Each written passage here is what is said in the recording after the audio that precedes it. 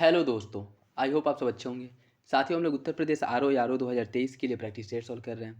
और अभी जो प्रैक्टिस सेट सॉल्व कराया जा रहा है वो घटना चक्र द्वारा पब्लिश किए गए टेस्ट सीरीज को हम लोग सॉल्व कर रहे हैं, जिसका यह टेस्ट नंबर 9 है। जिसके अंतर्गत हम लोग सामान्य अध्ययन पेपर फर्स्ट के महत्वपूर्ण प्रश्नों को सॉल्व करेंगे। तो यदि आप लोग चैनल पर नए हैं तो सब्सक्राइब कर लीजिए और बेल आइकन को प्रेस कर लीजिए, जिससे वीडियो के महत्वपूर्ण नोटिफिकेशन आप लोगों को मिलते रहें। वीडियो अच्छा लगे तो लाइक करिए, अपने दोस्तों साथियों के साथ वीडियो जरूर शेयर कर दिया करें।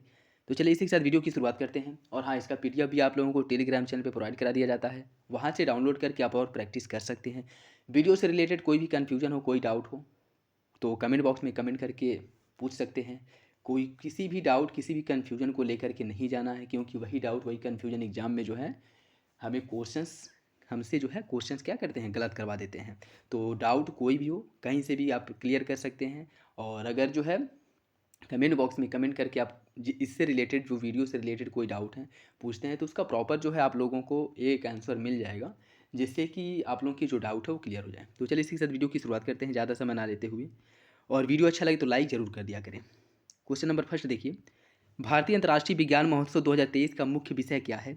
अमृतकाल में विज्ञान और प्रौद्योगिकी, सार्वजनिक लोकतंत्र। यह जो है आपकी 9वें भारतीय अंतर्राष्ट्रीय विज्ञान महोत्सव 2023 का थीम है। और अगर हम बात करें तो इसका जो आयोजन है 17 से लेकर के 20 जनवरी 2024 के मध्य फरीदाबाद हरियाणा में इसका आयोजन किया गया था, जिसका जो थीम है अमृतकाल में विज्ञान और प्रौद्योगिकी, सार्वजनिक लोक संपर्क, यह जो है इसकी थीम है। तो याद रखिएगा, इंपॉर्टेंट है। 15 नवंबर 2023 को प्रधानमंत्री नरेंद्र मोदी ने कहाँ से विकसित भारत संकल्प यात्रा को हरी झंडी दिखा करके रवाना किया था? इसका जो सही आंसर हो जाएगा ऑप्शन बी, खूंटी से। खूंटी, और यह है कहाँ पे? खूंटी जो है यह झारखंड राज्य में है, जहाँ से इसे रवाना किया गया था। और इसका जो मुख्य उद्देश्य था, वहाँ के जो कह सकते हैं कि SC ST कम्युनिटी, जो ट्राइबल एरिया है, वहाँ पर जो है कल्याणकारी जो योजनाएं हैं, जो भी उन लोगों के लिए योजनाएं परियोजनाएं चल रही हैं, उनसे उनको अवगत कराना और वो अधिक से अधिक लाभ प्राप्त कर सकें, इसको जो है सुनिश्चित करना है। ठीक है, तो सही आंसर हो जाएगा आपका ऑप्शन बी।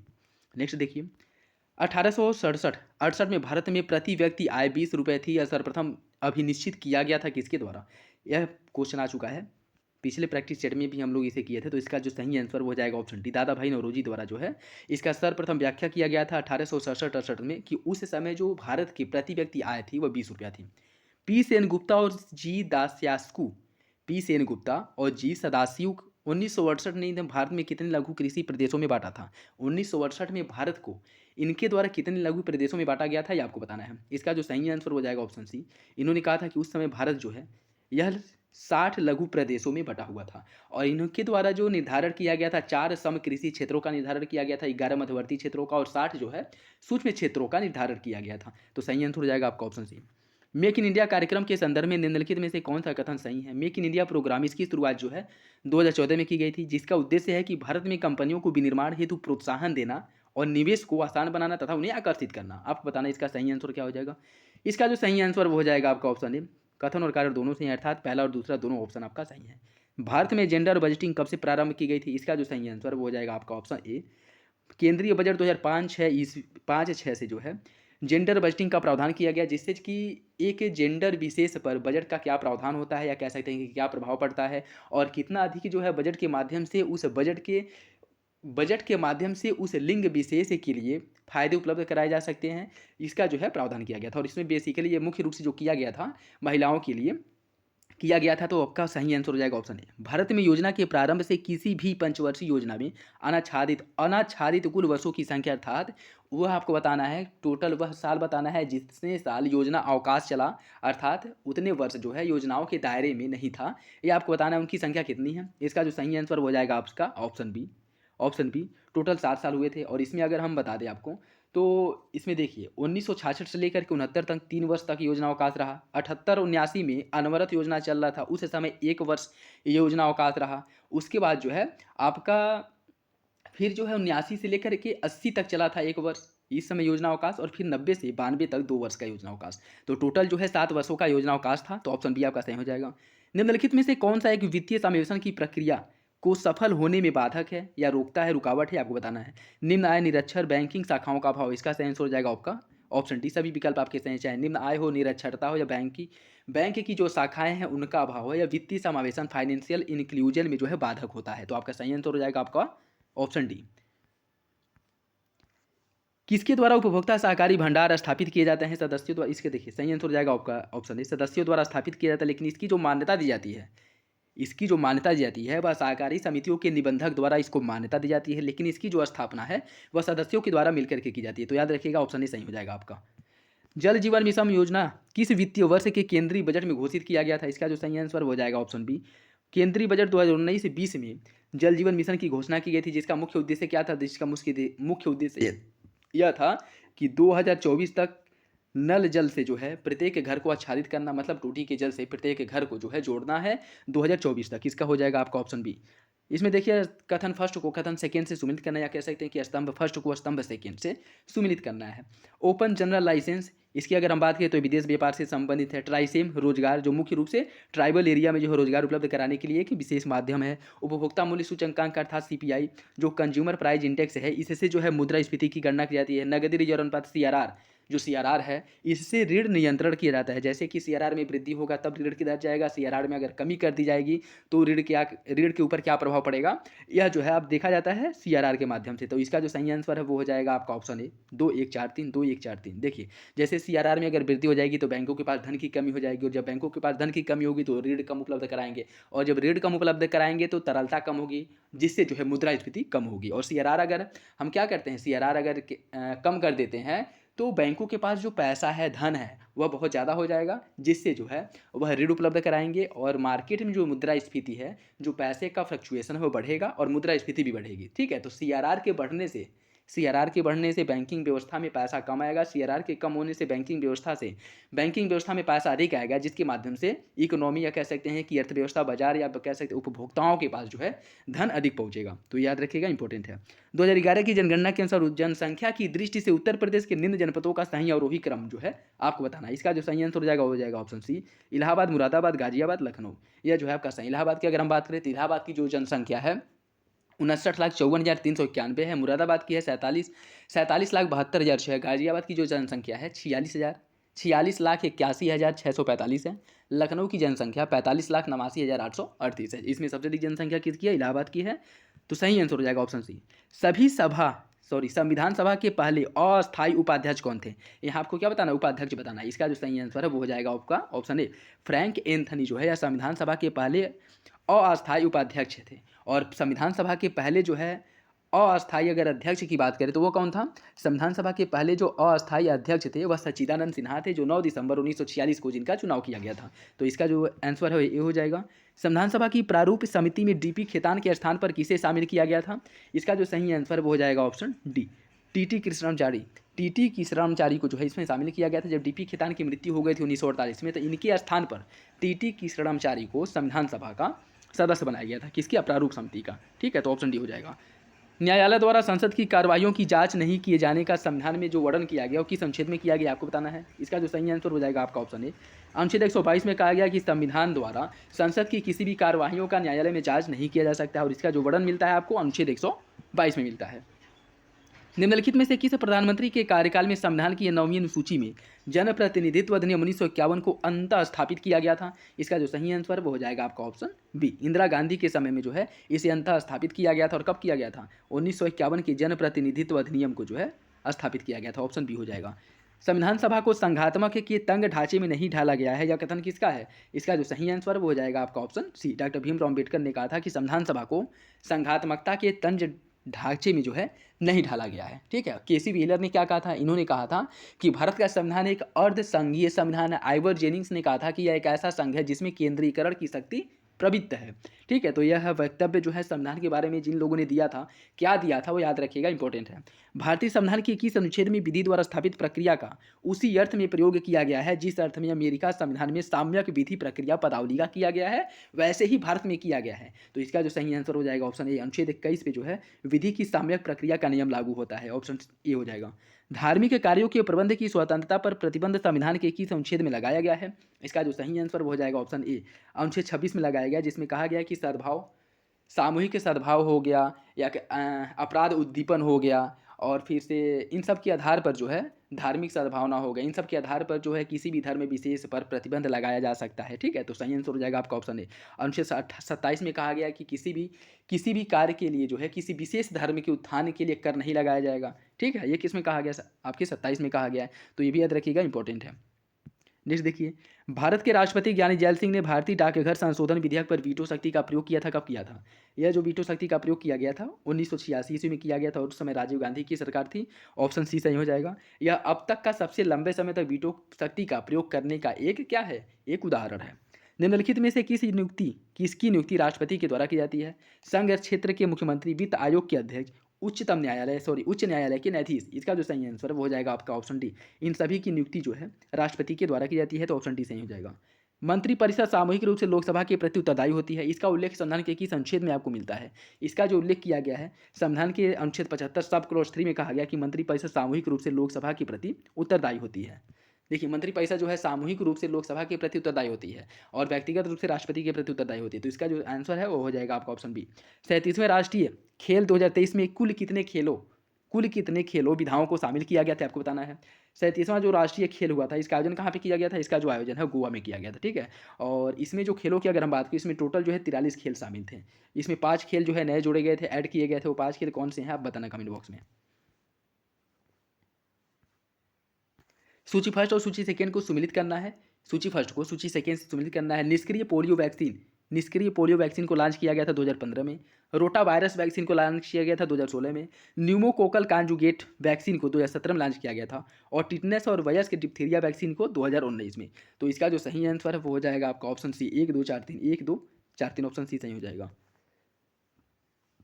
निम्नलिखित में से कौन सा युग में सही सम्मिलित नहीं है? कुछ बजटीय घाटे दिए गए हैं और जीडीपी प्रतिशत 2023-24 के अनुमान दिए गए हैं। राजकोषीय घाटा 5.9% रहने का अनुमान लगाया गया है। प्राथमिक घाटा 3%, राजस्व घाटा 2.9% और केंद्रीय जो सरकार का टोटल ऋण है वह 57.2% लगाया गया है कि अनुमान की उतना रहेगा। आपको बताना है कौन सा विकल्प सही है।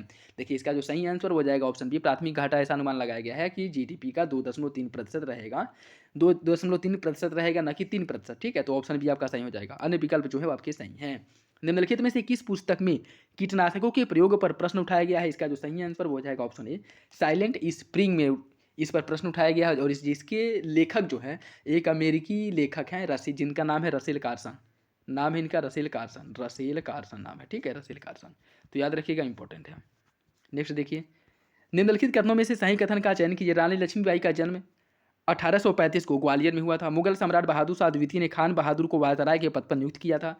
रानी लक्ष्मीबाई की समाधि झांसी में है। 1857 की क्रांति 18 अप्रैल को मेरठ से प्रारंभ हुआ था। आपको बताना कौन सा विकल्प सही है। इसका जो सही आंसर हो जाएगा ऑप्शन बी।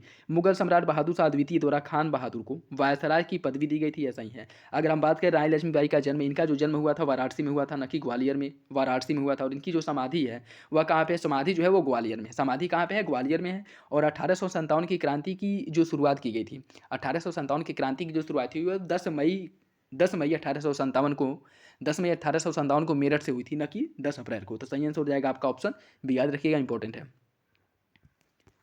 आईओसी का 141वां सत्र अक्टूबर 2023 में कहाँ पर आयोजित किया गया? जो अंतर्राष्ट्रीय ओलंपिक समिति है, इसका 141वां सत्र कहाँ पे आयोजित किया गया था, आपको बताना है। इसका जो सही आंसर हो जाएगा ऑप्शन डी, मुंबई में इसका आयोजन किया गया था। जिसमें प्रावधान किया गया था कि 2028 में जो लॉस एंजिल्स में ओलंपिक होगा उसमें किस किस खेल को शामिल किया गया है, और उसके बारे में जो है मुख्य रूप से इस पर वार्ताएँ की गई थी। और आपको बता दें कि उस समय जो है जो 28 में 2028 लॉस एंजिल्स में जो ओलंपिक होगा उसमें T20 क्रिकेट के फॉर्मेट को भी शामिल किया गया है। और इसका जो आयोजन है, इसका जो निर्णय लिया गया था और मुंबई में हुआ था, जो आपके इंटरनेशनल ओलंपिक समिति की 141वां जो बैठक हुआ था उसमें इसका निर्णय लिया गया था। निम्नलिखित में से कौन सा सम्मिलित नहीं है? अंतर्राष्ट्रीय ओलंपिक समिति के जो अध्यक्ष हैं थॉमस बाक हैं। अंतर्राष्ट्रीय ओलंपिक समिति का जो 86वां सत्र हुआ था यह नई दिल्ली में हुआ था। अंतर्राष्ट्रीय ओलंपिक समिति का 140वां सत्र हुआ था मुंबई में। और भारतीय ओलंपिक संघ की जो अध्यक्ष हैं वह पीटी उषा है। आपको बताना है कौन सा विकल्प इसमें से गलत है। इसका जो सही आंसर है वो हो जाएगा आपका ऑप्शन सी। अंतर्राष्ट्रीय ओलंपिक समिति का 140वां सत्र मुंबई में हुआ था, यह आपका गलत है, ठीक है। तो सही आंसर क्या हो जाएगा? सही आंसर हो जाएगा आपका ऑप्शन सी। निम्नलिखित में से कौन सा कथन सही नहीं है? भारत निर्वाचन आयोग विधान परिषद के चुनाव का भी संचालन करता है। परिसीमन अधिनियम 2001 के प्रावधानों के तहत 2002 में सर्वोच्च न्यायालय के सेवानिवृत्त न्यायाधीश न्यायमूर्ति कुलदीप सिंह की अध्यक्षता में एक संसदीय समिति या परिसीमन आयोग की स्थापना की गई थी। चुनाव आयोग ने 1994-95 में चुनाव के समय मतदाताओं की पहचान के लिए ईपीआईसी की शुरुआत की थी। और 25 जनवरी 1950 को अपनी स्थापना के समय भारत के चुनाव आयोग में केवल एक मुख्य चुनाव आयुक्त हुआ करते थे। तो इसका जो सही आंसर है वो क्या होगा, वो हो जाएगा आपका ऑप्शन बी। जो परिसीमन आयोग अधिनियम है, परिसीमन अधिनियम है, वो 2001 का नहीं है, 2002 का परिसीमन अधिनियम है। और इसी के बाद जो है 2002 में एक जो है परिसीमन आयोग का गठन किया गया था सर सुप्रीम कोर्ट के रिटायर्ड न्यायाधीश कुलदीप सिंह की अध्यक्षता में। ऑप्शन बी गलत है। काशी गंगा तथा काशी बहार किसकी एक प्रजाति है, आपको बताना है। काशी गंगा काशी बहार की अगर हम बात करें तो ये लौकी की एक प्रजाति है। और इसमें अन्य जो प्रजातियां हैं इसकी पूसा, मेघदूत, अर्का बहार और नरेंद्र रश्मि, ये सभी जो है लौकी की प्रजातियां हैं। देखिए इन प्रजातियों से जो है जो फल या क्या सब्जियों की जो प्रजाति हैं उससे एक क्वेश्चन आप लोगों को डेफिनेटली देखने को मिलेगा। तो इसके बारे में जो है आप लोग पढ़ लीजिएगा, ठीक है। याद रखिएगा। और इसका सही आंसर हो जाएगा ऑप्शन ए। निम्नलिखित में से कौन सा कथन सही नहीं है। राजस्थान तथा आंध्र प्रदेश में लोकसभा की जो सीटें हैं 25-25 हैं। मणिपुर और मेघालय में 60-60 सीटें हैं। छत्तीसगढ़ और हरियाणा में 90-90 सीटें हैं। झारखंड और तेलंगाना में 17-17 लोकसभा की सीटें हैं। देखिए इसका जो सही आंसर हो जाएगा ऑप्शन डी। झारखंड में जो लोकसभा की सीटें हैं वह 14 हैं, तेलंगाना में जो है वो 17 हैं। तो सही आंसर डी हो जाएगा। अन्य विकल्प आपके सही हैं, याद रख लीजिएगा। प्रधानमंत्री मातृ वंदना योजना की शुरुआत जो है 1 जनवरी 2017 को की गई थी, जिसमें गर्भवती और स्तनपान कराने वाली माताओं को 5,000 रुपये के नगद प्रोत्साहन देने की बात की गई थी। इसका जो सही आंसर हो जाएगा ऑप्शन सी। दोनों विकल्प आपके सही हैं। संयुक्त राष्ट्र एसडीजी शिखर सम्मेलन 2023 इसका आयोजन कहाँ किया गया था। इसका जो आयोजन है वह न्यूयॉर्क अमेरिका में इसका आयोजन किया गया था। तो ऑप्शन ए हो जाएगा। निम्नलिखित में से कौन सुमेलित नहीं है। राष्ट्रीय समेकित कीट प्रबंधन, राष्ट्रीय समेकित कीट प्रबंधन अनुसंधान केंद्र नई दिल्ली में है। महात्मा गांधी समेकित कृषि अनुसंधान संस्थान है मोतिहारी में।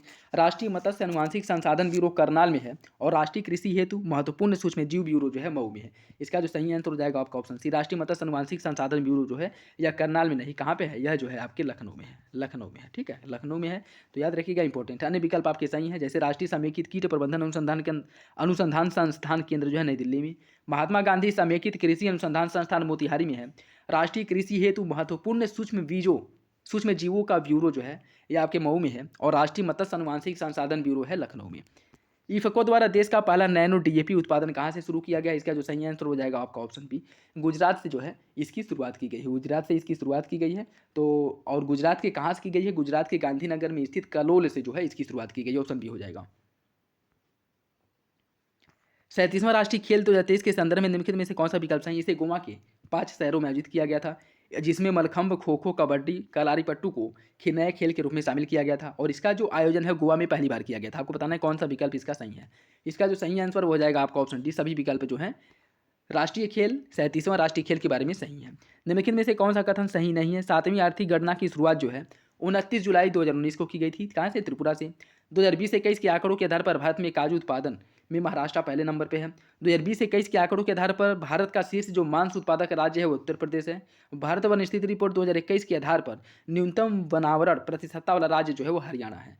तो आपको बताना है इसका सही आंसर क्या होगा। इसका जो सही आंसर हो जाएगा ऑप्शन सी। लेकिन अभी आपको बता दें कि नवीनतम जो कृषि डेटा है या कि पीआईबी के लेटेस्ट न्यूज के अकॉर्डिंग जो है मांस उत्पादन में पहले स्थान पे जो है आपका उत्तर प्रदेश आ गया है। तो अगर जो है अभी के डेटा का अगर यूज करें तो ये क्वेश्चन आपका सही हो जाएगा। अन्य विकल्प के साथ ये भी विकल्प जो है आपके सही हो जाएंगे। मीट उत्पादन में जो है उत्तर प्रदेश पहले स्थान पे आ चुका है, ठीक है। इसके पहले कौन था, महाराष्ट्र पहले स्थान पे था। लेकिन अभी उत्तर प्रदेश पहले स्थान पे, दूसरे स्थान पे पश्चिम बंगाल है और तीसरे स्थान पे महाराष्ट्र आ चुका है मटन के उत्पादन में, ठीक है, पीआईबी के लेटेस्ट न्यूज के अकॉर्डिंग। तो आपका सही आंसर जो है इसमें सी हो जाएगा। लेकिन याद रखिएगा मांस उत्पादन में जो है उत्तर प्रदेश पहले स्थान पे है।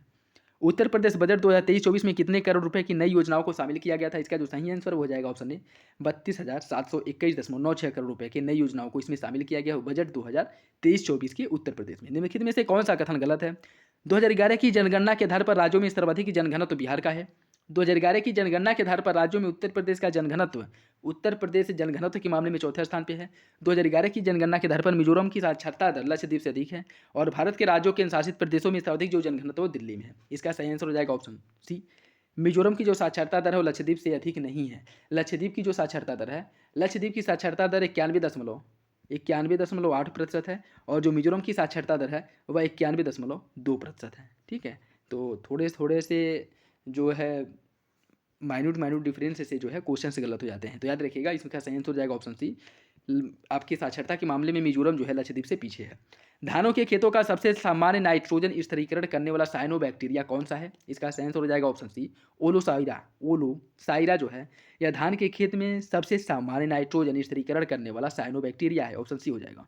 निम्नलिखित में से कौन सा सुमेलित नहीं है। साथी पोर्टल, बीज उत्पादन एवं बीज प्रमाणीकरण में सहायता के लिए जो है साथी पोर्टल को शुरू किया गया था। युवा पोर्टल स्टार्टअप की सहायता के लिए लॉन्च किया गया था। आब प्रहरी जो है शराब की निगरानी के लिए। लकी बिल ऐप जीएसटी चोरी की ओर अंकुश लगाने के लिए केरल सरकार द्वारा इसकी शुरुआत की गई थी। आपको बताना है कौन सा विकल्प गलत है। इसका सही आंसर हो जाएगा ऑप्शन सी, आब प्रहरी। शराब की निगरानी नहीं बल्कि शहरों में जो पानी की आपूर्ति है उसके पूरा करने के लिए जो है इसकी शुरुआत की गई थी। तो ऑप्शन सी सही हो जाएगा। 2023 का साहित्य का नोबेल पुरस्कार किसे दिया गया है?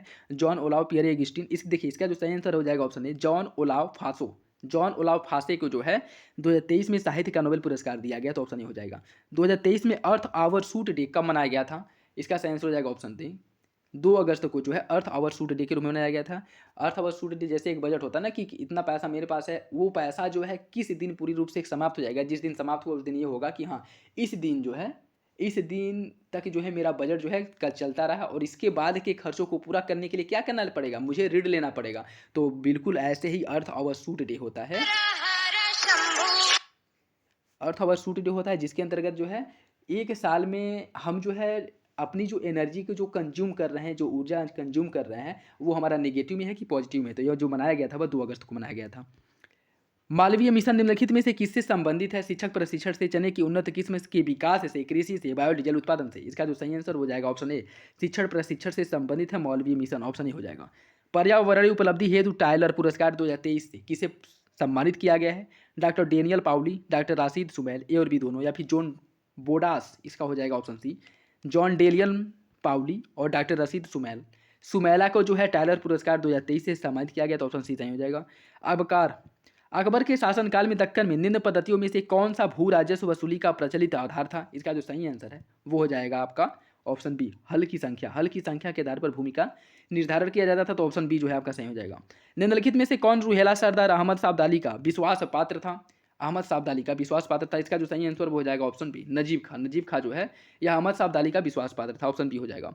निम्नलिखित में से किन स्थानों पर डचों ने अपने व्यापारिक अड्डों को स्थापित किया था? नागापट्टनम, चिनसुरा, मछलीपट्टनम, सूरत, भरूच, आगरा, कोच्चिन, अहमदाबाद, पटना। देखिए इसका जो सही आंसर हो जाएगा ऑप्शन डी, इन सभी स्थानों पर डचों द्वारा जो है अपनी व्यापारिक कोठियों की स्थापना की गई थी। तो ऑप्शन जो है डी सही हो जाएगा।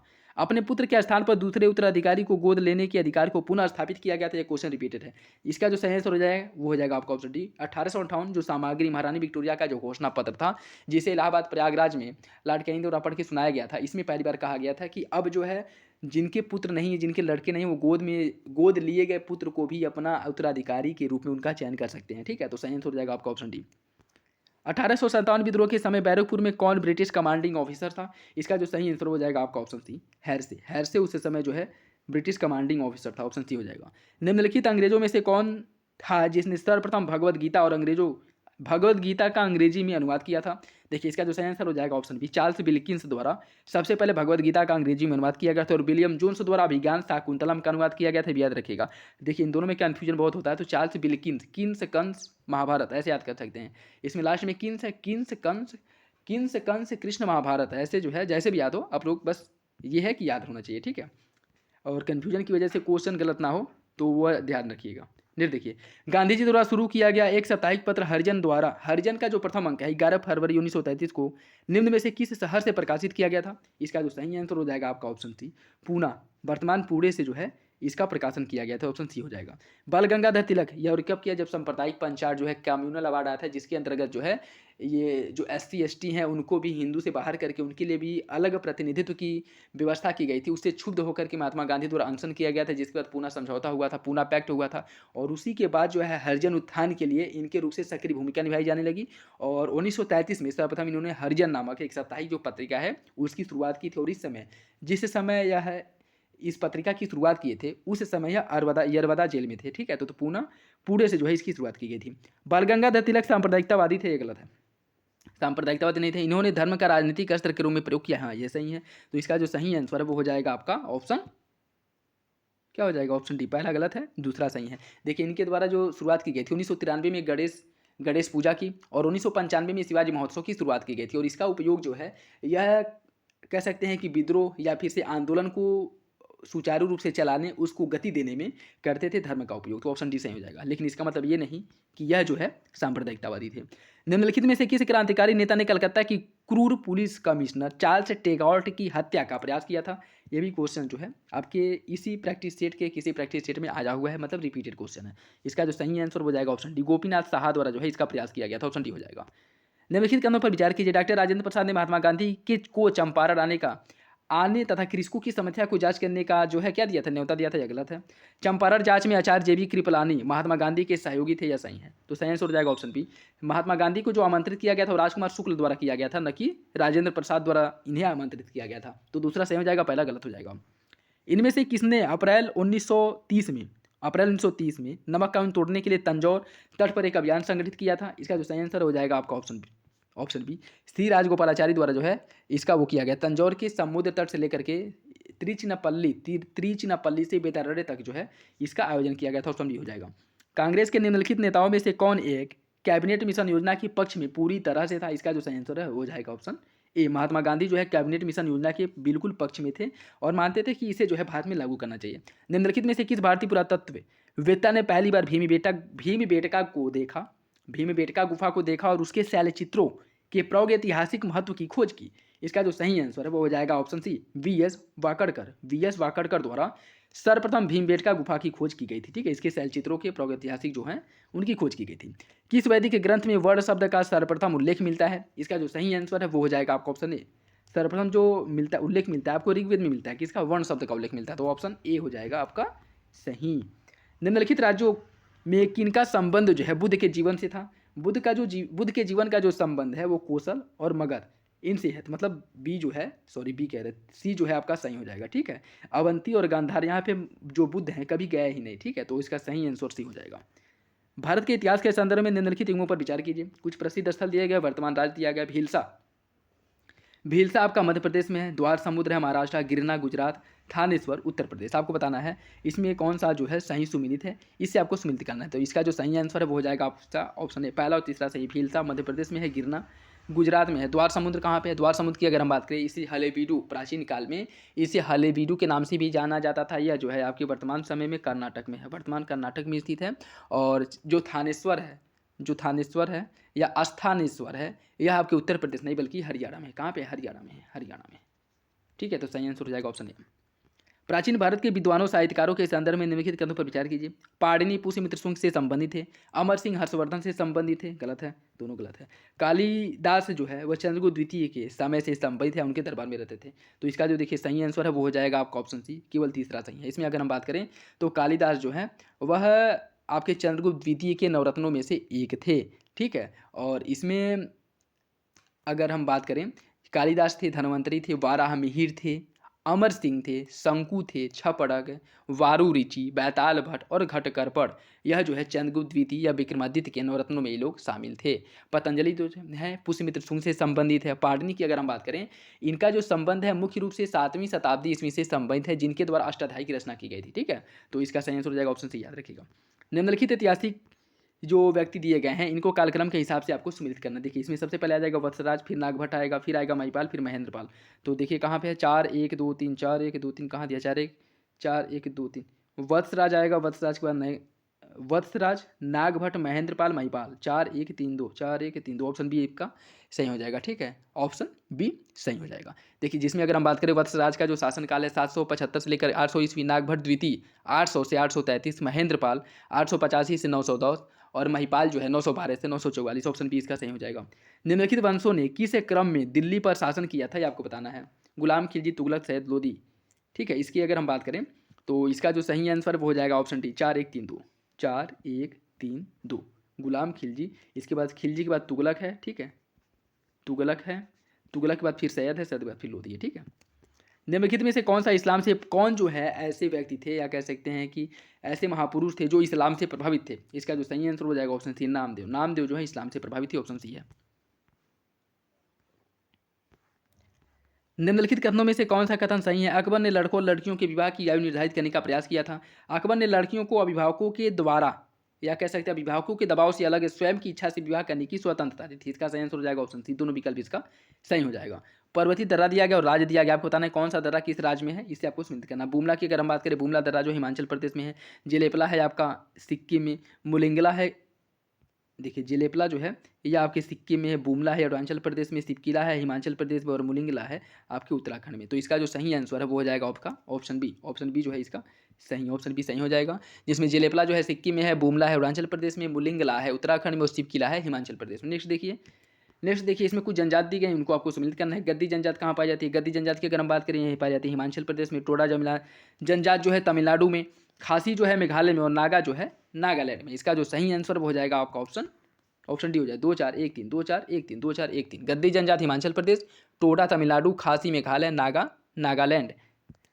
नदियों की लंबाई के आरोही क्रम में गोदावरी, महानदी, नर्मदा और ताप्ती नदियों को आपको सही क्रम में निरूपित करना है। इसका जो सही आंसर वो हो जाएगा ऑप्शन बी, गोदावरी, नर्मदा, महानदी, ताप्ती। गोदावरी की लंबाई की बात करें 1465 किलोमीटर, जो गोदावरी जो है इसकी लंबाई 1465 किलोमीटर की है। नर्मदा जो है इसकी लंबाई है 1312 किलोमीटर, 1312 किलोमीटर। महानदी की लंबाई जो है 851 किलोमीटर है, 851 किलोमीटर है। और तापी नदी की जो लंबाई है वह 724 किलोमीटर है। तो याद रखिएगा ऑप्शन बी सही हो जाएगा। महानदी से लंबी नदी कौन सी है? नर्मदा, याद रखिएगा, कन्फ्यूजन नहीं। निम्नलिखित में से कौन सी एक कृत्रिम झील है, आपको बताना है। इसका सही आंसर हो जाएगा ऑप्शन ए, कोडाई कनाल जो तमिलनाडु में है। यह एक मानव निर्मित अर्थात कृत्रिम झील है, मीठे पानी की है, ये भी याद रखिएगा, यह मीठे पानी की झील है। बाकी यानी जो विकल्प दिए गए हैं वह सभी कृत्रिम झील नहीं है। दक्षिणी ट्रैप की रेगुड़ मिट्टी काली होती है, उनमें ह्यूमस प्रचुर मात्रा में पाया जाता है। देखिए इसमें पहला सही है, दूसरा गलत है। काली होती है लेकिन इसका मतलब ये नहीं कि उसमें ह्यूमस जो है प्रचुर मात्रा में पाया जाता है। इसका सही आंसर हो जाएगा ऑप्शन सी। इसमें अगर हम बात करें काली मिट्टी में आपके ह्यूमस, उसके साथ साथ जो है नाइट्रोजन और फास्फोरस, काली मिट्टी में नाइट्रोजन, फास्फोरस, ह्यूमस इन सब की क्या पाई जाती है? कमी पाई जाती है। जबकि इसमें लोहा, चूना, calcium, potash, aluminium, magnesium carbonate इन सब की अधिकता पाई जाती है। तो याद रखिएगा ऑप्शन सी हो जाएगा। निम्नलिखित में से कौन सा एक युग में सुमिलित नहीं है, सुमिलित है, ये बताना है।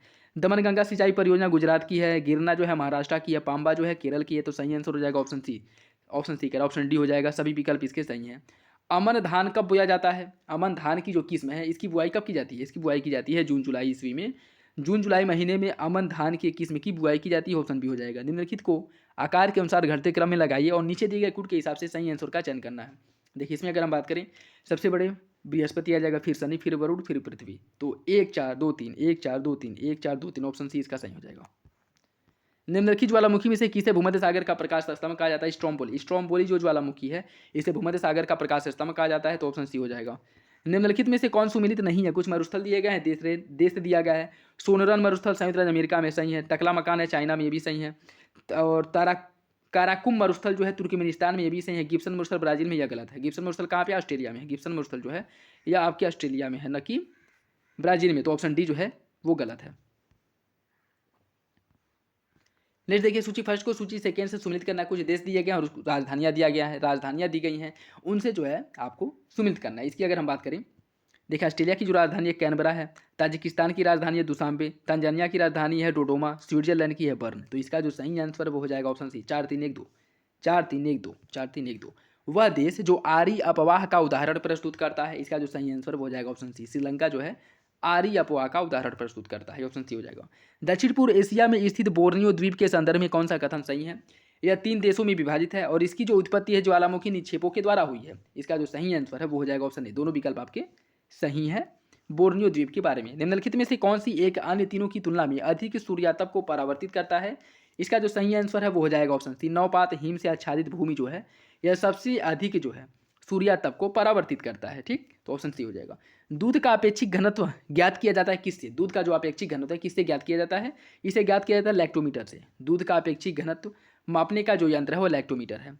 प्रकाश सीधी रेखा में चलता प्रतीत होता है और ऐसा क्यों होता है? यह छोटे कणों से बना होता है इसलिए, प्रकाश का वेग बहुत अधिक होता है इसलिए, प्रकाश का तरंग दैर्घ्य बहुत छोटा है इसलिए, या फिर प्रकाश अपने चारों ओर से परावर्तित होता है इसलिए। इसका सही आंसर हो जाएगा ऑप्शन सी। प्रकाश का जो तरंग दैर्घ्य है वो बहुत छोटा होता है जिसे देखने में हम असमर्थ होते हैं, जिससे हमें क्या दिखाई देता है? ये दिखाई देता है कि प्रकाश की जो किरणें हैं वो सीधी रेखा में चल रही हैं। ऑप्शन सी हो जाएगा।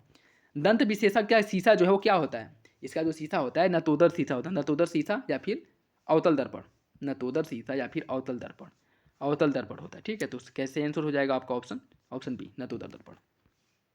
निम्नलिखित में से किस एक प्रकार की तरंगों का प्रयोग रात्रि दृष्टि उपकरण में किया जाता है? इसका जो सही आंसर हो जाएगा ऑप्शन सी, अवरक्त किरणों का उपयोग किया जाता है रात्रि दर्पण में। ठीक है, तो सही आंसर हो जाएगा ऑप्शन सी।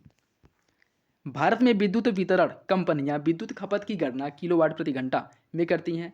भारत में विद्युत प्रणाली 60 एचजी आवृत्ति पर काम करता है। आपको बताना है कौन सा विकल्प सही होगा। इसका जो सही आंसर हो जाएगा ऑप्शन सी, पहला सही है दूसरा गलत है। पहला सही है दूसरा गलत है। इसकी अगर हम बात करें, यह 50 हर्ट्ज पर करती है, न कि 60। सॉरी 50 है, ठीक है 50 है न कि 60 है। तो पहला सही है दूसरा गलत। पहला कंप्यूटर बनाया गया था चार्ल्स बेबेज द्वारा। भारत का पहला संचालन उपग्रह जो IRNS फर्स्ट ए है, कहाँ से छोड़ा गया था? इसका फुल फॉर्म भी पूछ लेता है, Indian regional navigation satellite system. ठीक है, Indian regional navigation satellite system, इसे कहाँ से छोड़ा गया था आपको बताना है। इसका जो सही आंसर वो हो जाएगा ऑप्शन ए, इसे श्रीहरिकोटा से छोड़ा गया था। ऑप्शन ए हो जाएगा, ऑप्शन ए इसका सही हो जाएगा। निम्नलिखित में से हंसा 2 किसका नाम है? हंसा 2 जो है यह एक प्रशिक्षण यान है, प्रशिक्षण यान है। ठीक है, तो ऑप्शन बी हो जाएगा, मतलब प्रशिक्षण हवाई जहाज है। टैकियन से तात्पर्य क्या है? ट्रैकियन, यह प्रकाश गति से तीव्र गति वाला एक कण है, या फिर भारी नाभिक वाले अणु का भाग है, या फिर वायु में ध्वनि की गति से तीव्र गति वाला कण है, या फिर जलाक कंपन की मात्रा है। आपको बताना है कौन सा विकल्प इसका सही होगा। इसका जो सही आंसर है वो हो जाएगा ऑप्शन ए, यह प्रकाश की गति से तीव्र गति वाला एक कण है जिसे टैकियन के कहा जाता है। तो ऑप्शन ए हो जाएगा। निम्नलिखित मिश्र धातुओं में से किसमें तांबे की मात्रा सबसे अधिक पाई जाती है? पीतल, तांबा, कांसा। पीतल, कांसा, जर्मन सिल्वर या फिर गन मेटल। इसका जो सही आंसर हो जाएगा ऑप्शन ए, कांसा में जो है तांबे की मात्रा सबसे अधिक पाई जाती है। कितना पाया जाता है? लगभग 88% इसमें तांबा पाया जाता है। गन मेटल में लगभग 85% तांबा पाया जाता है। और जो पीतल है इसमें से 70 से लेकर के 75% पाया जाता है। तो सबसे अधिक किसमें पाया जाता है? कांसा में पाया जाता है। ऑप्शन बी हो जाएगा। निम्नलिखित में से कौन सा युग में सही सुमेलित नहीं है? क्लोरोमाइसेटिन टाइफाइड नाशी, क्रिस्टल वायलेट प्रतिरोधी, क्विनिन मलेरिया, एस्पिरिन निश्चेतक। आपको बताना है कौन सा विकल्प एक गलत है। इसका सही आंसर हो जाएगा ऑप्शन डी, एस्पिरिन। एस्पिरिन का जो उपयोग है यह आपके निश्चेतक के रूप में नहीं बल्कि दर्द निवारक के रूप में एस्पिरिन का उपयोग किया जाता है। ठीक है, दर्द निवारक के रूप में। तो सही आंसर हो जाएगा आपका ऑप्शन डी। सूची फर्स्ट को सूची सेकेंड से सुनिश्चित करना। पक्षियों का अध्ययन किसके अंतर्गत किया जाता है? पक्षियों का जो अध्ययन किया जाता है वो ऑर्निथोलॉजी के अंतर्गत किया जाता है। वंशागति का जो अध्ययन किया जाता है जेनेटिक्स के अंतर्गत। पर्यावरण का इकोलॉजी, और जीवाश्म का जो पैलियो बॉटनी। तो इसका जो सही आंसर है वो हो जाएगा आपका ऑप्शन बी। ऑप्शन बी सही हो जाएगा। 3 4 2 1 3 4 2 1 3 4 2 1। ठीक, ऑप्शन बी हो जाएगा। निम्नलिखित में से कौन सा एक सुमेलित नहीं है? अदरक राइजोम का उदाहरण है, अदरक राइजोम का उदाहरण है। केसर जो है बीज का उदाहरण है। अफीम जो है अफीम की ढूंढी का, और सन जो है तना का। आपको बताना है कौन सा विकल्प गलत है। इसका सही आंसर हो जाएगा ऑप्शन बी, केसर जो है यह बीज का उदाहरण नहीं बल्कि वर्तिकाग्र स्टिग्मा का उदाहरण है। ऑप्शन बी हो जाएगा। न्यूट्रास्यूटिकल, न्यूट्रास्यूटिकल्स उत्पाद है जिसमें क्या होता है? पोषक, विटामिन और खनिज, पोषक, प्रोटीन और वसा अम्ल, पोषक और विषाक्त प्रभाव, या फिर पोषक और औषधि प्रभाव। इसका जो सही आंसर हो जाएगा ऑप्शन डी, इसमें जो है पोषक और औषधि गुण पाए जाते हैं जिसे न्यूट्रास्यूटिकल्स उत्पाद कहते हैं। Option D. मानव स्वास्थ्य के लिए ट्रांस वसा सामान्यतः हानिकारक समझा जाता है, और ऐसा ऐसा किसके स्तर कम, क्योंकि यह स्तर कम करता है किसका? HDL का, LDH का, ट्राइग्लिसराइड का, या फिर इंसुलिन का। इसका जो सही आंसर है वो हो जाएगा आपका ऑप्शन ए, यह HDL के स्तर को कम करता है और LDH के स्तर को बढ़ाता है। ठीक, तो जिस कारण इसे जो है मानव स्वास्थ्य के लिए हानिकारक समझा जाता है। ऑप्शन ए हो जाएगा। निम्नलिखित में से किस रोग को एंटीबायोटिक द्वारा ठीक नहीं किया जा सकता है? एंटीबायोटिक द्वारा, देखिए एंटीबायोटिक से हम किस रोग को दूर करते हैं, कह सकते हैं कि किस रोग के लिए जो है एंटीबायोटिक का उपचार करते हैं। जो रोग बैक्टीरिया के माध्यम से होता है उसी रोग के लिए तो एंटीबायोटिक लेंगे। तो आप लोगों को अगर इसमें से ये पता हो कि कौन सा रोग जो है बैक्टीरिया से नहीं होता है तो वही ऑप्शन जो है आपका सही हो जाएगा। कुष्ठ रोग बैक्टीरिया के माध्यम से होता है, टिटनेस बैक्टीरिया से होता है, हैजा टिटनेस बैक्टीरिया से होता है। इसमें से जो मीजल्स अर्थात खसरा है यह जो है आपके बैक्टीरिया के माध्यम से नहीं होता है, यह वायरस से होता है, और इसी रोग के लिए एंटीबायोटिक का हम इस्तेमाल नहीं करेंगे। तो ऑप्शन सी सही हो जाएगा। ठीक है।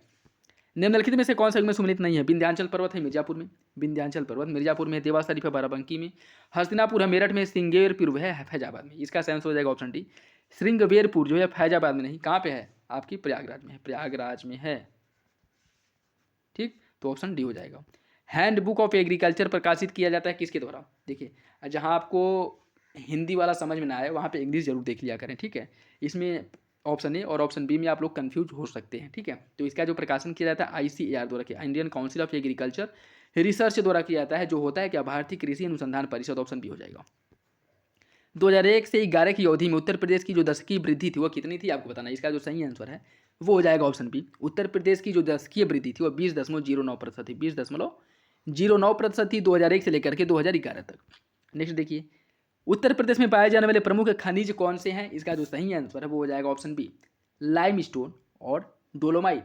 और आपको बता दें कि भारत के कुल खनिजों का 1% खनिज उत्तर प्रदेश में पाया जाता है और इसके द्वारा उत्पादित किया जाता है, तो ऑप्शन बी हो जाएगा। और उत्तर प्रदेश की जो मुख्य खनिज है वो लाइमस्टोन और डोलोमाइट है। कौन सी है? लाइमस्टोन और डोलोमाइट। निम्नलिखित में से कौन एक सुमेलित नहीं है? देवा शरीफ का मेला, देवा मेला जो है बाराबंकी में लगता है, आल्हा मेला महोबा में, कर्मा मथुरा में, कजरी मिर्जापुर में। इसका जो सही आंसर वो क्या होगा? इसका जो सही आंसर वो हो जाएगा ऑप्शन सी, कर्मा मेला का आयोजन जो है मथुरा में नहीं किया जाता है। कहाँ पे किया जाता है? इसका जो आयोजन होता है कर्मा मेला का, वो आपके सोनभद्र और मिर्जापुर वाले क्षेत्र में कर्मा मेला का आयोजन किया जाता है। ठीक है, कर्मा मेला या कर्मा नृत्य, ठीक है, नृत्य है या, ठीक है, तो ऑप्शन सी हो जाएगा। नेक्स्ट देखिए, इसमें सूची फर्स्ट को सूची सेकेंड से सुमित करना है। कुछ जो है तीर्थ स्थल के नाम दिए गए हैं सॉरी, कुछ तीर्थ स्थल के नाम दिए गए हैं और नगर दिया गया है। इसमें आपको बताना है, इसमें आपको सुमिलित करना है। चक्र तीर्थ कहाँ से संबंधित है? बात करिएगा चक्र तीर्थ की, इसका संबंध है नैमिषारण्य से। गोविंद मेला कहाँ पे लगता है? वृंदावन में लगता है। सलीम चिश्ती की दरगाह कहाँ पे है? फतेहपुर में है। और बौद्ध जैन मंदिर जो है आपके कौशाम्बी में है। इसका जो सही आंसर है वो हो जाएगा आपका ऑप्शन 1 2 3 4 1 2 3 4 1 2 3 4। नेक्स्ट देखिए, इसमें सूची फर्स्ट को सूची सेकेंड से सम्मिलित करना। भातखंडे संगीत संस्थान, भातखंडे संगीत संस्थान की जो स्थापना है वो 1926 में की गई थी। राज्य ललित कला अकादमी 1962, उत्तर प्रदेश संगीत नाट्य अकादमी 1963 और भारतीय नाट्य अकादमी जो है 1975। ऑप्शन ए सही हो जाएगा। नेक्स्ट देखिए, निम्नलिखित विद्युत संयंत्र में से कौन सा गैस आधारित है, यह आपको बताना है। निम्नलिखित विद्युत जो संयंत्र दिए गए इसमें से कौन जो है गैस आधारित है, यह बताना है। और यहाँ दादरी टांडा उचाह, इसमें जो है आपको विकल्प के आधार पर जो है, एक मिनट देखिए, कुल के हिसाब से सही आंसर का चयन करना है।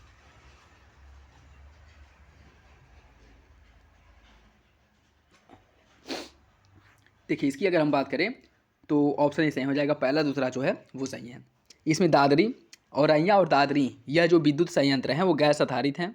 औरैया दादरी विद्युत संयंत्र गैस आधारित है, जिनकी आधारशिला गौतम बुद्ध नगर के दादरी नामक स्थान पर रखी गई थी। और कब रखी गई थी? याद रखिएगा, 1992 में रखी गई थी। 1992 में। ऑप्शन ए जो है आपका सही हो जाएगा। नेक्स्ट देखिए, निम्नलिखित में से कौन सा सही सुमेलित नहीं है? उत्तर प्रदेश का सबसे पुराना विश्वविद्यालय इलाहाबाद विश्वविद्यालय है। उत्तर प्रदेश का सबसे पुराना विश्वविद्यालय इलाहाबाद विश्वविद्यालय। नौचंडी मेला मेरठ में लगता है। भारत कला भवन है वाराणसी में। और चौरसिया नृत्य जो है गोरखपुर से संबंधित है। इसका जो सही आंसर हो जाएगा ऑप्शन डी, चौरसिया नृत्य का जो संबंध है वह जौनपुर से संबंधित है। ठीक है, जौनपुर से रिलेटेड है चौरसिया नृत्य का संबंध, न कि गोरखपुर से। तो ऑप्शन डी जो है सही हो जाएगा। नेक्स्ट देखिए, निम्नलिखित अनुक्रमों में ये जो देखिए रीजनिंग का क्वेश्चन है, मैं आंसर बता दे रहा हूँ, आप क्वेश्चन सॉल्व कर लीजिएगा। ठीक है, क्वेश्चन नंबर 107 का जो सही आंसर हो जाएगा ऑप्शन डी। क्वेश्चन नंबर 108 का जो सही आंसर है, क्वेश्चन नंबर 108 का सही आंसर हो जाएगा option C. Question number 109, question number 109 का जो सही आंसर है वो हो जाएगा option A, option A. Question number 110 का जो सही आंसर है वो हो जाएगा ऑप्शन डी। क्वेश्चन नंबर 111 का, क्वेश्चन नंबर 111 का सही आंसर है ऑप्शन बी। क्वेश्चन नंबर 113 का, सॉरी, क्वेश्चन नंबर 112 का जो सही आंसर है वो है ऑप्शन बी। क्वेश्चन नंबर 113 का जो सही आंसर हो जाएगा ऑप्शन सी। क्वेश्चन नंबर 114 का जो सही आंसर है वो हो जाएगा आपका ऑप्शन सी, प्रस्थान। क्वेश्चन नंबर 115, क्वेश्चन नंबर 115 का जो सही आंसर है वो हो जाएगा आपका option C. Question number 116, question number 116 का जो सही आंसर है वो हो जाएगा ऑप्शन सी। क्वेश्चन नंबर 117 का सही आंसर है ऑप्शन ए। क्वेश्चन नंबर 118, इसका जो सही आंसर है वो हो जाएगा ऑप्शन बी। क्वेश्चन नंबर 119 का जो सही आंसर है वो हो जाएगा ऑप्शन डी।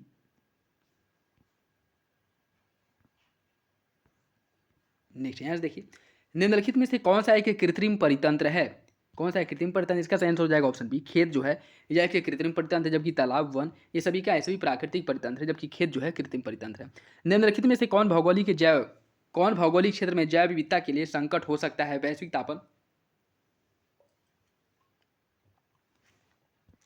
वैश्विक तापन, आवासों का विखंडन, विदेशी जाति का संक्रमण, शाकाहारी प्रोत्साहन, शाकाहार को प्रोत्साहन। देखिए, इसमें वैश्विक तापन जो है यह सॉरी, जैव विविधता के लिए संकट उत्पन्न कर सकता है, आवासों का विखंडन भी कर सकता है, विदेशी जातियों का जो आक्रमण होता है ये भी कर सकता है, लेकिन शाकाहार को प्रोत्साहन जो है ये किसी भी परिस्थिति में, या कह सकते हैं किसी भी स्थिति में जो है जैव विविधता के लिए हानिकारक नहीं है। तो सही आंसर जो है वो हो जाएगा ऑप्शन नहीं, पहला दूसरा तीसरा सही है, चौथा जो है वो गलत है। किस पर्यावरण में जैव द्रव्यमान का वार्षिक उत्पादन न्यूनतम होता है? इसका जो सही आंसर हो जाएगा ऑप्शन ए, गहरे सागर जो होते हैं वह जो है न्यूनतम इनकी उत्पादकता होती है। ठीक है, इनकी उत्पादकता जो है न्यूनतम होती है। सबसे अधिक जो उत्पादकता वो किसकी होती है? सबसे अधिक उत्पादकता की अगर हम बात करें तो उष्ण कटिबंधीय वर्षा वन जो है इनका उत्पादकता जो है सबसे अधिक होता है, और सबसे कम जो है गहरे सागर की जो होते हैं उनका जो उत्पादकता सबसे कम होता है। तो ऑप्शन ए हो जाएगा। जलवायु परिवर्तन पर भारत सरकार द्वारा पहली जो राष्ट्रीय कार्य योजना लोग का घोषणा किया गया था, यह कब किया गया था आपको बताना है। इसका सही आंसर हो जाएगा ऑप्शन बी, 2008 में भारत सरकार द्वारा जलवायु परिवर्तन पर भारत की पहली राष्ट्रीय कार्य योजना का लोकार्पण किया गया था, इसकी घोषणा की गई थी। ऑप्शन बी जो है सही हो जाएगा। भारत में उपयुक्त पारिस्थितिकी संतुलन को बनाए रखने के लिए वनाच्छादन हेतु न्यूनतम जो भूमि क्षेत्र का, या कह सकते हैं न्यूनतम जो वनावरण है वह कितना होना चाहिए? इसका जो सही आंसर हो जाएगा ऑप्शन बी। और इसका निर्धारण कब किया गया था? ये जो आपका भारतीय वन अधिनियम है 1988, इसमें यह प्रावधान किया गया था कि न्यूनतम जो है 33% भूभाग पर वनावरण होना चाहिए। ठीक है, तो ये भी याद रखिएगा। निम्नलिखित युग्मों पर विचार कीजिए। कार्बेट राष्ट्रीय उद्यान से गंगा नदी होकर के प्रवाहित होती है, जो कि गलत है। काजीरंगा राष्ट्रीय उद्यान से मानस नदी प्रवाहित होती है, ये भी गलत है। साइलेंट वैली राष्ट्रीय उद्यान से कावेरी नदी प्रवाहित होती है, ये भी गलत है। तो सही आंसर क्या हो जाएगा? ऑप्शन डी, कौन सा विकल्प जो है एको विकल्प आपका सही नहीं है। रामगंगा और कोसी नदी जो है यह कार्बेट राष्ट्रीय उद्यान से होकर के प्रवाहित होती हैं। ब्रह्मपुत्र और दिफलू और मोरा दिफलू यह नदियाँ जो है आपके काजीरंगा राष्ट्रीय उद्यान से होकर के प्रवाहित होती हैं। कुंती पूछा नदी जो है यह आपके साइलेंट वैली राष्ट्रीय उद्यान से होकर के प्रवाहित होती है। तो सही आंसर हो जाएगा आपका option D, option D. Next देखिए, भारत के निम्नलिखित जैव भंडारों में से कौन गारो पहाड़ियाँ पर फैला हुआ है? गारो पहाड़ी पर फैला हुआ है, इसका जो सही आंसर हो जाएगा ऑप्शन ए, नोकरेक। नोकरेक जो आपकी मेघालय में है और ये गारो पहाड़ी पर फैला हुआ है। कार्बेट राष्ट्रीय उद्यान अपना जल प्राप्त करती है किससे? कार्बेट राष्ट्रीय उद्यान जो है जो अपना जल प्राप्त करती है रामगंगा नदी से प्राप्त करती है। ऑप्शन बी हो जाएगा।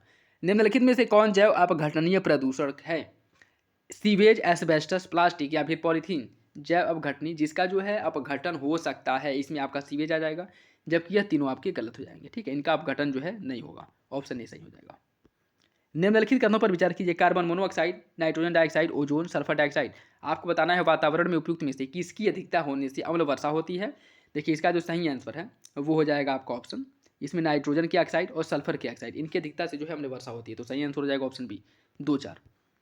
अनाजों और तिलहन के अनुपयुक्त रखरखाव और भंडारण के परिणामस्वरूप आविशों का उत्पादन होता है, जिन्हें एफ्लाटॉक्सिन के नाम से जाना जाता है, जो सामान्यतः भोजन बनाने की आम विधि द्वारा नष्ट नहीं होते। एफ्लाटॉक्सिन किसके द्वारा उत्पादित होते हैं ये आपको बताना है। इसका जो सही आंसर हो जाएगा ऑप्शन सी, फफूद द्वारा। ऑप्शन सी, फफूद द्वारा। नेक्स्ट देखिए, इसमें सूची फर्स्ट को सूची सेकेंड से सुमेलित करना। राष्ट्रीय पोषण संस्थान, राष्ट्रीय पोषण संस्थान यह कहाँ पे है? राष्ट्रीय पोषण संस्थान की अगर हम बात करें यह आपके हैदराबाद में है। राष्ट्रीय वन्यजीव संस्थान है आपके देहरादून में। राष्ट्रीय आयुर्वेद संस्थान जो है यह जो है आपके जयपुर में है। और नेशनल इंस्टीट्यूट ऑफ नेचुरोपैथी यह आपके पुणे में। तो सॉरी, इसका जो सही आंसर है वो हो जाएगा आपका ऑप्शन डी, 4-3-2-1, 4-3-2-1 ऑप्शन डी हो जाएगा। नेक्स्ट देखिए, इसमें सूची फर्स्ट को सूची सेकेंड से सुमेलित करना। विश्व पर्यावरण दिवस कब मनाया जाता है? विश्व पर्यावरण दिवस मनाया जाता है 5 जून को। विश्व वानिकी दिवस कब मनाया जाता है? विश्व वानिकी दिवस जो है यह मनाया जाता है 21 मार्च को। विश्व पर्यावास दिवस जो है यह 10 अक्टूबर को, और विश्व ओजोन दिवस 16 सितंबर को मनाया जाता है। ठीक है, तो इसका जो सही आंसर है वो हो जाएगा आपका ऑप्शन ए, 2-1-4-5, 2-1-4-5। नेक्स्ट देखिए, देश में विंटर लाइन की प्राकृतिक परिघटना किस नगर में दृश्यमान होती है अर्थात देखने को मिलती है? इसका जो सही आंसर है वो हो जाएगा ऑप्शन सी, मसूरी में। मसूरी में जो है यह घटना आपको देखने को मिलेगी। ऑप्शन सी सही है। निम्न में से किसकी औसत शुद्ध प्राथमिक उत्पादकता सबसे कम होती है? शीतोष्ण कटिबंधीय वन, उष्ण कटिबंधीय वन, शीतोष्ण घास के मैदान या फिर उष्ण कटिबंधीय सवाना? इसका जो सही आंसर है वो हो जाएगा ऑप्शन सी, शीतोष्ण कटिबंधीय घास के मैदान की जो उत्पादकता है वो सबसे कम होती है। शीतोष्ण कटिबंधीय घास के मैदान की उत्पादकता सबसे कम होती है। तो सही आंसर क्या हो जाएगा? सही आंसर हो जाएगा आपका, 1 मिनट, इसमें शीतोष्ण कटिबंधीय घास के मैदान नहीं होंगे क्योंकि इसकी जो उत्पादकता है वह 1000 होती है। ठीक है, इसकी उत्पादकता 1000 होती है, लेकिन सवाना की उत्पादकता 700 होती है। तो सबसे कम तो इसका होना चाहिए ना। इसका सही आंसर हो जाएगा ऑप्शन डी। ठीक है, उष्णकटिबंधीय जो सवाना भूमि है इसकी उत्पादकता सबसे कम होती है। कितनी होती है? 700 होती है। सबसे अधिक किसकी होती है? सबसे अधिक जो होती है वह आपके उष्णकटिबंधीय वन जो होते हैं, उष्णकटिबंधीय वर्षा वन होते हैं, इनकी उत्पादकता सबसे अधिक होती है, लगभग 2000 के आसपास। और शीतोष्णकटिबंधीय वनों की होती है 1000 के आसपास। और सबसे कम जो होती है वह उष्णकटिबंधीय सवाना वन की होती है, जिनकी उत्पादकता 700 होती है। ठीक है, तो ऑप्शन डी आपका सही हो जाएगा। केंद्र में द्वैध शासन किस अधिनियम के अंतर्गत स्थापित किया गया था? इसका जो सही आंसर हो जाएगा ऑप्शन सी। केंद्र में द्वैध शासन की अगर बात करें तो 1935 के अधिनियम द्वारा इसकी शुरुआत की गई थी, और राज्यों में अगर द्वैध शासन की बात करें तो वह 1919 के अधिनियम द्वारा हुई थी। तो ऑप्शन सी जो है इसका सही हो जाएगा। निम्नलिखित में से कौन सा एक सही सुनिश्चित नहीं है? मूल कर्तव्यों का जो प्रावधान है वह संविधान के भाग 4 में किया गया है, राज्यों का भाग 6 में, भारत के महान न्यायवादी का भाग 8 में, और संघ राज्य के क्षेत्रों का भाग 14 में। आपको बताना है कौन सा विकल्प जो है एक गलत है। इसका जो सही आंसर है वो हो जाएगा आपका ऑप्शन सी। भारत के महान्यवादी का जो प्रावधान किया गया भाजपा भाग जो है 5 में किया गया था। ऑप्शन सी जो है वो सही हो जाएगा। नागरिकता संशोधन विधेयक 2019 संसद से कब पारित किया गया था ये आपको बताना है। इसका जो सही आंसर है वो हो जाएगा ऑप्शन बी। 11 दिसंबर 2019 को नागरिकता संशोधन विधेयक 2019 संसद को पारित किया गया, संसद से पारित किया गया था 11 दिसंबर 2019 को। नेक्स्ट देखिए, निम्नलिखित में से कौन सा राज्य के नीति निर्देशक तत्वों में शामिल नहीं है? मानव के दुर्व्यवहार और बलात्कार श्रम का प्रतिषेध, मादक पेय और स्वास्थ्य के लिए हानिकारक औषधियों की। देखिए इसमें अगर हम बात करें, इसमें क्या पूछ रहा है कि कौन राज्य के नीति निर्देशक तत्व में शामिल है, तो इसका जो सही आंसर है वो हो जाएगा ऑप्शन बी। दूसरा सही है, पहला गलत है। और इसकी अगर हम बात करें, इसे जो शामिल किया गया है अनुच्छेद 47 के अंतर्गत शामिल किया गया है, जो कि मानव के दुर्व्यवहार और बलात्कार श्रम पर प्रतिबंध लगाने की जो बात की गई है वो अनुच्छेद 23 में। यह क्या है? यह एक मौलिक अधिकार है, मौलिक अधिकार है। ठीक है, तो ऑप्शन बी हो जाएगा। नेक्स्ट देखिए, अनुसूचित जाति एवं अनुसूचित जनजाति अधिनियम 1989 की निम्नलिखित में से किस धारा में अग्रिम जमानत प्रतिबंधित किया गया है? इसका जो सही आंसर हो जाएगा ऑप्शन सी। धारा 18 में जो है अग्रिम जमानत को प्रतिबंधित किया गया है अनुसूचित जाति और अनुसूचित जनजाति अधिनियम 1989 के अकॉर्डिंग। तो ऑप्शन सी से इसका सही हो जाएगा। नेक्स्ट देखिए, और आज का लास्ट क्वेश्चन, भारत के संविधान में किस अनुच्छेद में करों को केंद्र द्वारा लगाया और एकत्रित किया जाता है, लेकिन केंद्र और राज्यों के बीच इसका वितरण होता है? इसका जो उल्लेख किया गया किस अनुच्छेद में किया गया है? इसका जो सही आंसर हो जाएगा ऑप्शन सी, अनुच्छेद 270 में। तो ये था आज का last question. I hope video आप लोगों को अच्छा लगा होगा, और मैं कोशिश यही किया हूँ कि कम से कम समय में जो है और प्रॉपर एक्सप्लेन के साथ वीडियो को कंप्लीट किया जाए, जिससे कि आप लोग की तैयारी में जो है ज़्यादा समय ना लगे, और मतलब ये कि इस प्रैक्टिस सेट में ज़्यादा टाइम ना लगे, और आप अपनी तैयारी को और अच्छे से कर पाएँ, और रिवीजन करना हो या फिर से जो भी और पढ़ना हो उसे प्रॉपर पढ़ पाएँ। तो वीडियो अच्छा लगा तो लाइक जरूर किया करें, और अपने दोस्तों साथियों के साथ शेयर करें। कमेंट बॉक्स में कोई भी कन्फ्यूजन कमेंट करके पूछ सकते हैं। चलिए मिलते हैं अगले वीडियो में, तब तक के लिए धन्यवाद। जय हिंद।